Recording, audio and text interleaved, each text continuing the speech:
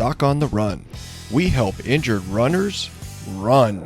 When should a runner just give up and have plantar plate surgery for a plantar plate sprain?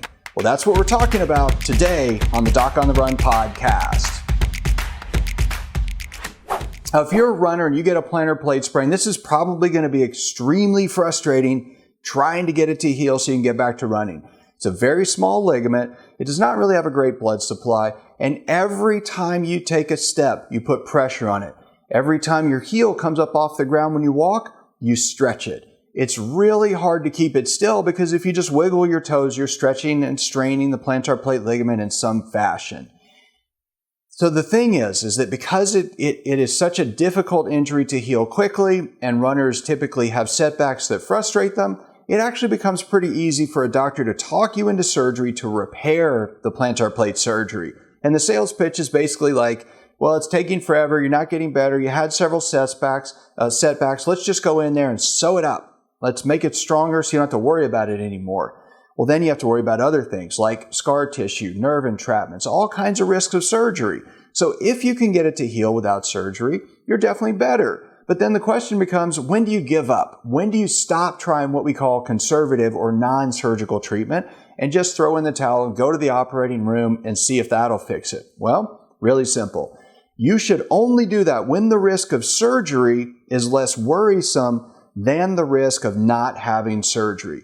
And I really believe you should try everything else first, because if your goal is to have the plantar plate fully repaired and stable, well, surgery is really the easiest way to accomplish that, right? We'd sew it up. We'd stitch it together. We'd maybe even put in a bone anchor to make it more stable. But is that really your goal, or is your goal to run?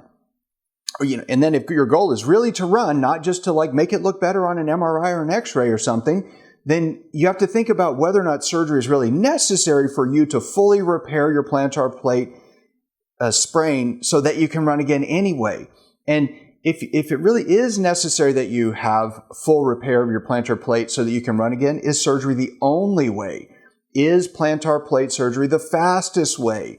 And the truth is that most runners never even think about this. You don't even bring it up and talk to your doctor about it.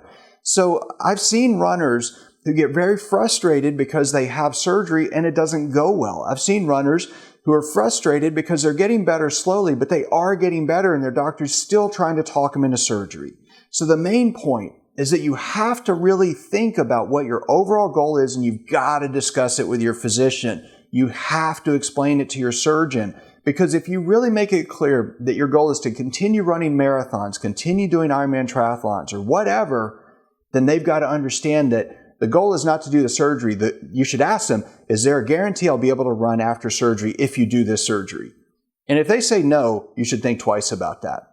Now, hopefully you found this episode useful, and if you did, great. If you did like it and you know somebody that has this issue, please share it with them, help another runner. And if you want to learn more about plantar plate sprain issues specific for runners and triathletes, well, you can get that free at docontherun.com/plantar plate masterclass. It's where I go into a deep dive about all the issues relating to plantar plate sprains, specifically in runners. You can get it for free there, so go check it out, and I'll see you in the training.